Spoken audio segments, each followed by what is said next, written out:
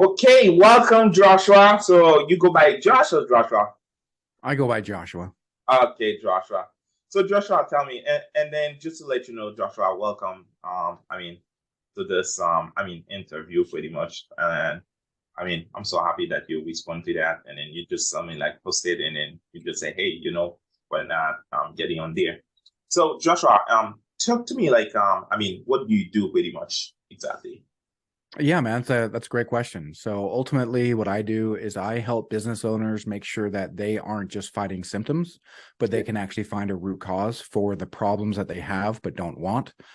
Build them a step-by-step roadmap that they can follow to avoid confusion and overwhelm. So ultimately, they can get the results that they want but don't have. Okay, nice. So it seems like you are a coach, right? Yes. Okay. So how long you've been like in business pretty much? Well, coaching I've been doing all my life. So I joined the Army at 19 and found myself at my first war zone 8 days after September 11th. I was getting rewarded and honored by General Eric Shinseki, which was the highest, military man in the land. And so I found that leadership was just a calling that I've had for a long time. But what's interesting is that it's so easy to fall into, well, everyone else is doing something, so I should do what everyone else is doing. And I totally disregarded, what my mom told me: if everyone's jumping off a bridge, would you do it? Right. And so I found myself actually devaluing, the actual gifts that I had. And it's like, well, who am I? Yeah, I get that I was honored by Eric Shinseki, but still, who am I? And so it actually took Peter Sage, if you're familiar with him, and I Hmm. went through his elite mentorship forum. I'm an Okay. alum there. That really helped me understand, hey, who am I? Where am I going? Entrepreneurship is where it's at. School system right now basically gets you at a place where you can be compliant to authority and ultimately work for somebody else, which is for less than your worth. And so once I really understood my worth, I jumped in full bore. And so coaching, I've been doing it full time since October of last year. Oh, okay, nice. So, do you have like since you've been doing that, do you have like if anybody wanna get like into coaching, so can you share with them like what mistake they can avoid? So one of the big failure that you feel like you would share to them if they want to become a coach? That is a great question again. So, if you have the means to have some revenue stream already, figure out somebody who's got a great platform, right? The platform that I use is focus.com. And what they do is they provide the web pages I need, the squeeze pages I need, the resources I need, already put together PowerPoints that I can go through and I can alter. And so what this does is it helps me make sure that I'm not just working in my business and working on, within the symptoms, but I'm actually working on the business. I'm expanding it by using, Yep. source material that's been tried and true. In this case, it's been, proven across 49 different countries. And so if you can find an expert and with expert, expertly crafted resource materials, that really is probably the best way to go. And it may take a while to get there because often we all think that we're just so smart. Well, nobody's thought the way that I think. Nobody does things the way that I do them. So let me go ahead and show the world. And that's not a bad way to feel inside, but turn that feeling into a level of certainty in order to be able to deal with the uncertainty in the world. And then you'll find that things will start making a lot more sense. But if you always go out of your way to recreate the wheel, well, then you're never going to go anywhere, because the second that you try to go somewhere, you're like, oh, well, what's with these wheels? They Yep. seem functional, but I need to recreate them. Okay. Nice. Nice. Nice. Yeah. I appreciate that. Yeah. So, I mean, so this career that you are in right now. So if there's like um another career you will do, like if you weren't a coach, what do you believe like you would be pretty much? Would you be like engineer, or what is it? So that's a great question again. So I used to work at the University of Utah for several years. I worked in pediatric medical research and I worked in pediatric outpatient data analysis and business Mhm. forecasting. So I'd likely just be a data nerd. and this is actually one of the things that really helped me understand my true value, was I had a compliment from the chair of pediatrics, probably the most lucrative department at the University of Utah. And he told me, Joshua, if you had a superpower, it's giving meaningful feedback and encouragement to others. It's like, oh my God, man, this is during a pandemic in a hospital.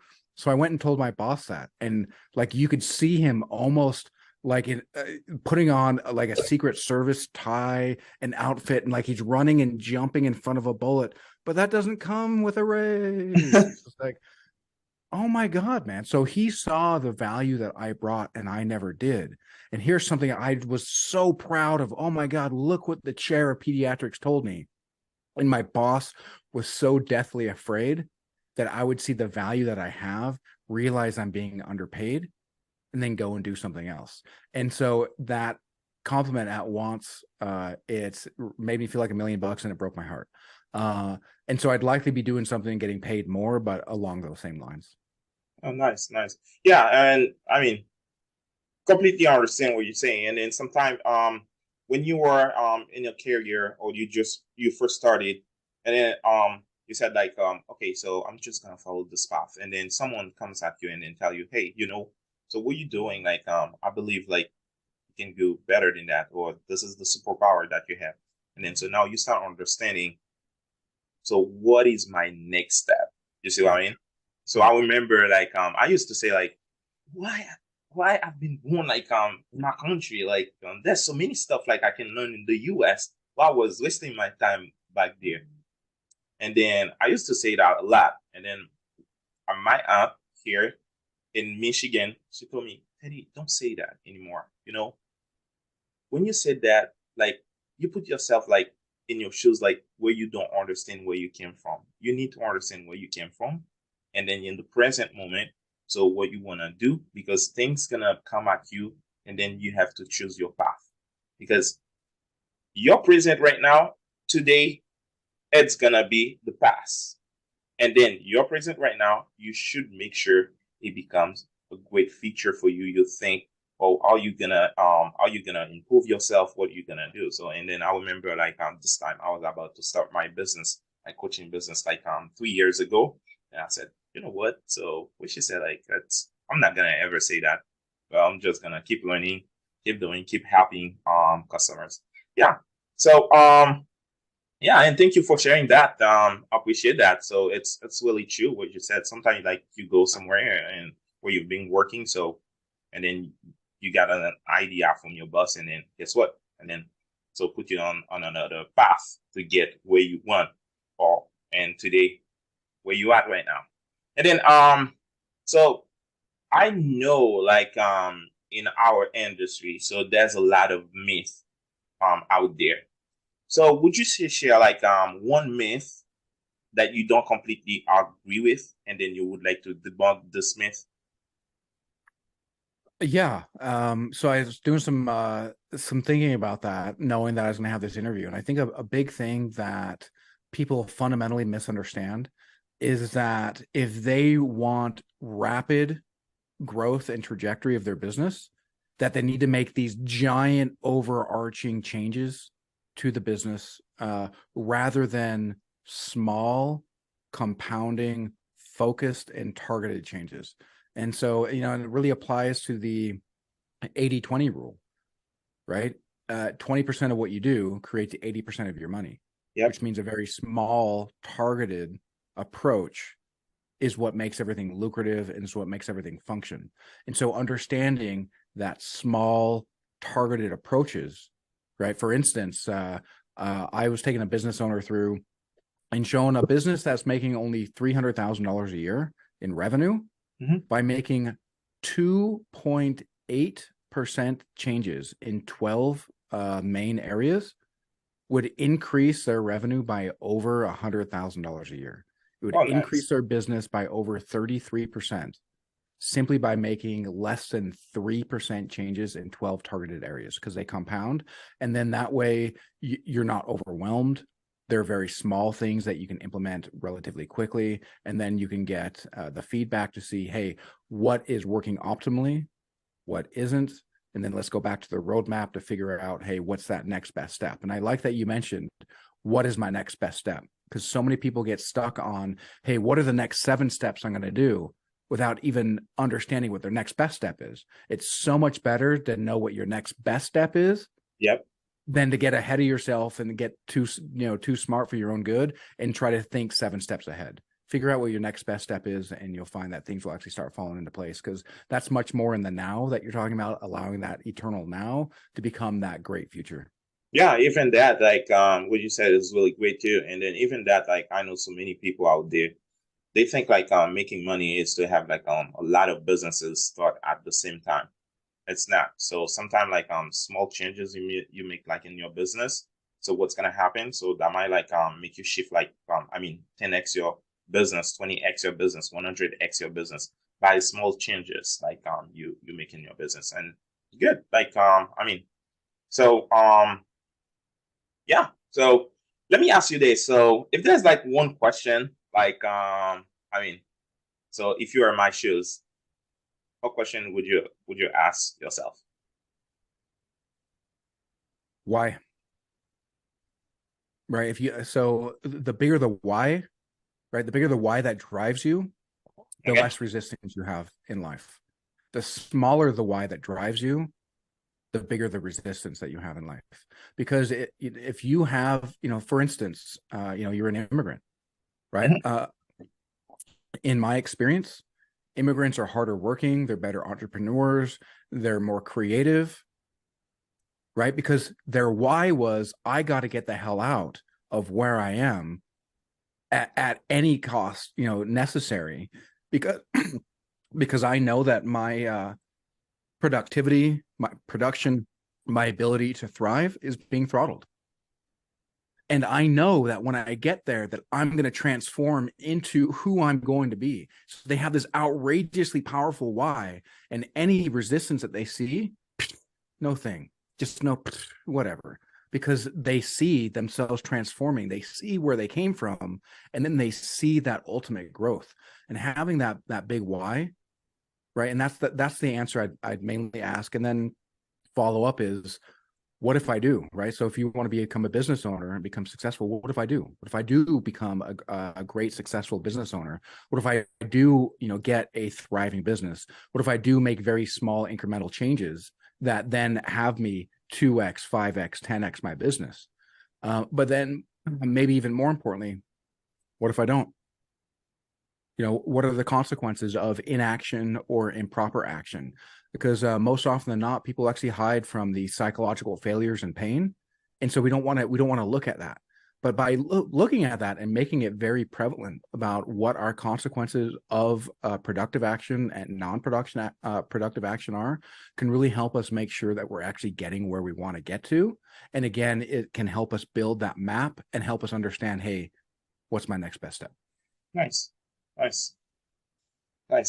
So don't you have like any question for me? Like kind of any question Yeah, I'm curious you how want you to got ask me? started. Can you say it again? I'm curious, how did you get started? Right, what's your path from Haiti to Michigan? Long story, but I'm gonna make it short. Okay. Um, First of all, I immigrated to the US. So my father, so my father is here, so applied for petition and then I come here. And then one of the thing, like since I was back to my home country, I was doing business, but it was like drop shipping. That drop Mm-hmm. shipping was way different than what we see today. So and then immigrate here, and then first thing I started listening to a lot of folks. Like I mean that was in 2016. Start learning from Grant Cardone. Start like listening Ty Lopez. Get into the program, and then the way that I was doing that is to understand the system. At this time, I didn't understand like if it's what I'm doing, but I was like trying to understand what's going on. And then I say like, okay, so there's a system there. It's different where I came from. I have to learn it. I have to buy the course. I have to buy like what they have out there. I have to understand. One of the best way to get into a system is to get yourself and then used to it, and then buy what they're offering in the system. And then you will understand the product, you will understand the offer. Then now, if you want to make offer to the system, so as you already understand it, the process of buying, so now you have to work on your process of selling. So now I Mm. said to myself, you know what? New York wasn't like a place for me. And then I moved to Michigan.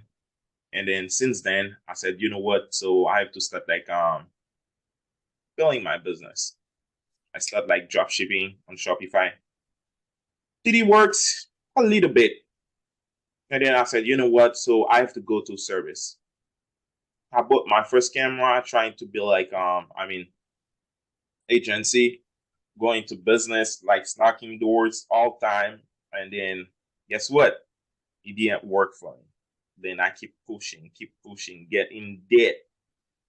Oh my gosh, like still remember this time, like where I have like three businesses and then trying to make all of them like work at the same time. And then I met like one guy, and then this guy is one of my business partner right now, and then he told me, hey, don't try to do many things at once. You setting yourself for failure.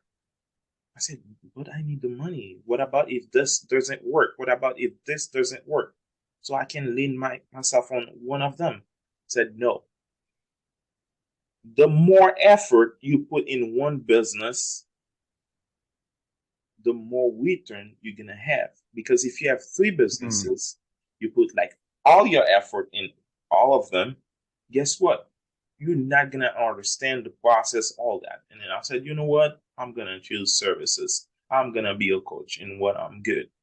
And then I understand the process of selling because I was working like at this time I was working like for kind of like remodeling those things, like go to doors, snacking at doors, all that. And then so I said, you know what? So I understand this process, so I'm gonna help people with sales process. And then since then, I opened my coaching business 3 years ago, and then here I am helping like a lot of customers building like if they already have like their business set up, yep, I can help them. But if not, so you better have your business set up and then I can help you. Yeah, good question. So love that. Yeah, man, that's an awesome journey, and it's great to hear that advice, because your buddy did you a solid service by telling you, hey man, let's focus in one area, let's get you master at that area rather than spread yourself so thin. Because what happens when you spread yourself so thin, you end up just learning so much about each little business but not really understanding how to implement. And if there's one thing that my mentor Peter Sage taught me, is that knowing and not doing is the Yeah, same as not knowing. yeah, So let me repeat that. Knowing and not doing is the same as not knowing. So when you spread yourself so thin, what happens is you start to see all these different tasks that you have to do. You get confused by what's the best to get you that money. And then you get overwhelmed. And then you have your head full of knowledge, but no ability to execute that knowledge into any sort of prosperous action. And then you're back to knowing and not doing is the same as not knowing. yeah, yeah, yeah. So that's a great quote. Yeah. So so if anybody wanna like get in contact, get in touch with you, so you can share like your social media or anything like they can get in touch with you. So somebody can get in touch with you. Nice. Okay, great. Yeah. So my website is toward, like you're walking toward goodness coaching. And the reason why toward goodness, oh, sorry, towardgoodnesscoaching.com. And the reason why toward goodness is, there's a quote on there that I kind of came up with because I'm a big fan of Jordan Peterson. And it was, in order to be good, we first have to understand how to do good by ourselves, do good by our business, do good by our family. And so often we have to try something and see, hey, does it even work? Right. I tried, telling my boss how amazing I felt about, the compliment I got. And then it's like, oh my God, that's not some feedback he wanted. And it led me how to actually be good by myself and to myself and to help my business and help me actually go into business for myself. And so in order to be good, we first have to learn how to do good. And sometimes that's you giving yourself the chance and the opportunity to do something stupid and to Yep. learn from it. Because if you Yep. do something stupid and you make a mistake and you learn from it, guess what? You don't have to be stupid anymore because No. you learn from it. No, no, for sure. And then what about your social media? So they can contact you like on your social media, all that. Yes, social media. So my Facebook is Joshua Cameron. That's Facebook the slash 921, I think is my exact number there. And that's the main one that I'm active on. I am active on LinkedIn, and LinkedIn, I'm also Joshua Cameron. And you'll see there business coach, business consultant, marketing expert. Yeah, happy to chat. I'm also on Alignable, easy to be found there. And ultimately, I find that having these conversations, man, about what makes us, good at what we do, Yep. There's so many people that can watch this and be like, oh my gosh, I can do that. Oh my gosh, I've been complimented and then crushed and then realized my value. Well, go for it. Oh my gosh, I was born in Haiti and thought, if only I was born in America, but then realized, hey, you know what? That's a superpower. I was held back, right? Because I didn't have the resources, but now that I do, well, I know exactly what I'm going to do with them. And so, yeah, having these conversations and allowing people to watch us and to learn from our mistakes and to grow beyond us, man. I mean, that just such a great way and such a Yep. great feeling. Nice, nice, nice. Yeah. Joshua, so I appreciate that you come over and then to share your knowledge, to share like everything that you have, and then I believe like Joshua is a good coach based on what he said today. And then you guys, if you have anything like your business, you want to start your business and then you want to scale your business. So I do believe like Joshua, you can still contact Joshua. Um and then so I will post like his information wherever you're watching this video right now, this interview. So yeah, Joshua, thank you for coming on board. So that was a pleasure for having you today, and see you next time. Hey, the honor's been mine, and you have a wonderful rest of your day. Okay, I will.